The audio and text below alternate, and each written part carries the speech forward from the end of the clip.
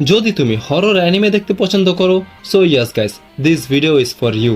এই অ্যানিমের নাম হচ্ছে অ্যানাদার, যেটি একটি horror mystery story.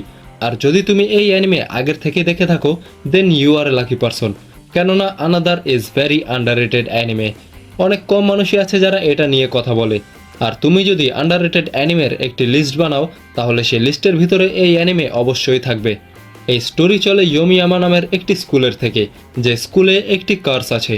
No bro, এটা জেজেকের মতো কোনো কার্স না। মানে এই স্কুলে একটি অভিশাপ থাকে, যেটা ২৬ বছর আগে শুরু হয়েছিল। কারণ ২৬ বছর আগে 9th গ্রেড ক্লাস 3-র একটি স্টুডেন্ট মারা যায়, যার নাম হচ্ছে মে মিসাকি। কিন্তু তার মারা যাওয়ার পরেও পুরো ক্লাসের সবাই এমনভাবে ট্রিট করতে থাকে যে সেই স্টুডেন্ট এখনও বেঁচে আছে। আর তারপর থেকে 9th গ্রেড ক্লাস 3 কার্সড হয়ে যায়। আর এটার কারণে প্রতি বছর সে ক্লাসের অনেক স্টুডেন্ট মারা যায়।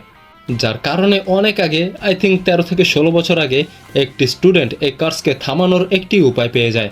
আর সেই উপায় হচ্ছে যে তারা ক্লাসের একটি স্টুডেন্টকে এমনভাবে ট্রিট করবে যেন সে এক্সিস্টই করে না। মানে সে স্টুডেন্ট এক্সিস্ট করে, বেঁচেও আছে, তোমার সামনেও আছে, কিন্তু তোমার এমন প্রিটেন্ড করতে হবে যে সে স্টুডেন্ট নেই, সে এক্সিস্ট করে না। তুমি তার সাথে কোনো কথা বলতে পারবে না, তার সাথে মিশতে পারবে না। আর এই রুল শুধু ক্লাসের ভেতরে না, স্কুলের বাইরেও চলতে থাকবে। কারণ সে কার্সকে থামানোর এই একটাই উপায় আছে। আর এরকম তোমার গ্র্যাজুয়েশন অবধি চলতেই থাকবে। আর এই জিনিস সেই ক্লাসের টিচাররাও মেনে চলে, কারণ তারাও চায় না যে কোনো কারণ ছাড়া কোনো স্টুডেন্ট মারা যাক। দেন আসে আমাদের মেইন প্রোটাগনিস্ট, মানে মেইন ক্যারেক্টার কুইচি সাকাকিবারা, যে সে স্কুল আর সে শহরে নতুন এসেছে। বাট গেস হোয়াট, কুয়েচি সেই কার্সকে আবার অ্যাক্টিভেট করে দেয়। কারণ তারা যে স্টুডেন্টকে সিলেক্ট করেছিল যে সে কারোর জন্য এক্সিস্ট করে না, কুয়েচি আনফর্চুনেটলি তার সাথেই কথা বলতে থাকে। শুধু কথা বলে না, কুয়েচি তার পিছে পিছেও যায় আর স্কুলের বাইরেও তার সাথে মিশতে শুরু করে, যার কারণে সেই কার্স আবার অ্যাক্টিভেট হয়ে যায়। অ্যান্ড অ্যাগেন এই কার্স অ্যাক্টিভেট হওয়ার কারণে সে ক্লাসের অনেক স্টুডেন্ট মারা যায়।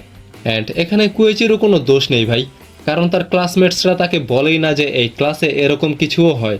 তারা তাকে কেন বলে না, এটাও একটি স্পয়লার হতে পারে তোমাদের জন্য, তাই আমি এখানে বলবো না। And after a long time তারা জানতে পারে যে এই কার্সকে কিভাবে শেষ করা যাবে। মানে একটি ওয়ে আছে যেটা করলে এই কার্স পুরো বছরের জন্য শেষ হয়ে যাবে। আর পরে সবাই সে কার্সকে শেষ করার জন্য উঠে পড়ে লাগে। আর এটার কারণে তারা একে অপরকেই মারতে শুরু করে। এখন কি সেই কাজ, সেটা জানতে হলে তোমাদেরকে অ্যানিমে দেখতে হবে, কারণ ভাই আমি এখানে কোনো স্পয়লার দেব না। কিন্তু এই অ্যানিমেতে তোমরা অনেক ডেথ দেখতে পারবে, আর একটু ইউনিক ওয়েতে দেখতে পারবে। ওপেনিং সং অ্যান্ড বিজিএমও আমি টপ লেভেলেরই বলবো, কারণ ভাই বিজিএম যেভাবে তারা ইউজ করেছে, আমি নিজেও অনেকবার সাউন্ড কমিয়ে দিয়েছি। কারণ ভাই এক তো আমি রাতের বেলায় অ্যানিমে দেখি, আর তখন যদি তোমার ইয়ারফোনে হরর অ্যান্ড ক্রিপি সাউন্ড আসে, তাও তখন যখন তুমি রুমে একা থাকো, তো ভাবতেই পারছো কেমন লাগে। আরও একটি ভালো দিক হচ্ছে যে এই অ্যানিমের মাত্র একটি সিজনই আছে, আর তার ভেতর মাত্র 12টা এপিসোড আছে। তো প্রপার স্টোরি জানতে হলে তোমাদেরকে হাজার হাজার এপিসোড দেখতে হবে না। যদি এটার অ্যানিমেশনের কথা বলো, তো আমি বলবো ইটস ওকে, কারণ এই অ্যানিমে 2012 সালের দিকে এসেছিল। আর তাই তুমি যদি তাকে মডার্ন ডেসের অ্যানিমেশনের সাথে কম্পেয়ার করো, তাহলে আমার কিছু না ডিসঅ্যাপয়েন্ট তুমি হবে। এটার অ্যানিমেশন একটু ব্যাকগ্রেটেড রাখার কারণ এটার ক্রিয়েটিভ চয়েসও হতে পারে। যেমন আমরা কাইজো নাম্বার 8-এর অ্যানিমেশনে দেখেছি। হ্যাঁ, সেটার অ্যানিমেশন খারাপ না, এটা তাদের ক্রিয়েটিভ চয়েস ছিল যে তারা এটার অ্যানিমেশন এইভাবেই রাখবে। এটা বলার কারণ হচ্ছে যে এই অ্যানিমের স্টোরির সাথে অ্যানিমেশন অনেক বেশি ম্যাচ করে। কেন বলছি সেটা তোমরা অ্যানিমে দেখলেই বুঝতে পারবে, কারণ এটা দেখার পর আমার মনে হয় না যে তোমরা কেউ অ্যানিমেশন নিয়ে কমপ্লেন করবে। তো যাও গিয়ে দেখানো, মাত্র 12টা এপিসোডই আছে, তাই তোমাদের বেশি টাইমও লাগবে না। কিন্তু যদি তুমি এই অ্যানিমে আগের থেকেই দেখে থাকো, তাহলে বলো যে তোমাদের কাছে এই সিরিজটা কেমন লেগেছে।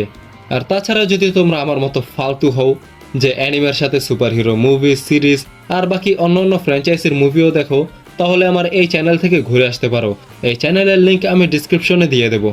আর হ্যাঁ, তোমরা যদি কেউ জেজেকে মাঙ্গা চ্যাপ্টার 269-এর জন্য ওয়েট করে থাকো, তাহলে আই এম সরি ব্রো, কারণ এখন অবধি আমি সেই চ্যাপ্টার রিডই করিনি। কিন্তু খুব শীঘ্রই সেটারও ভিডিও চলে আসবে। অ্যান্ড ইয়েস, আজকের ভিডিও এখানে শেষ হয়ে যায়। তোমরা বলো যে তোমাদের কাছে এই ভিডিওটি কেমন লেগেছে। আর যদি এই ভিডিওটি দেখে কোথাও ভালো লাগে বা মজা পেয়ে থাকো, তাহলে লাইক করে দাও, চ্যানেলটিকে সাবস্ক্রাইব করে দাও, আর দেখতে থাকো জেটএক্স অ্যানিমে।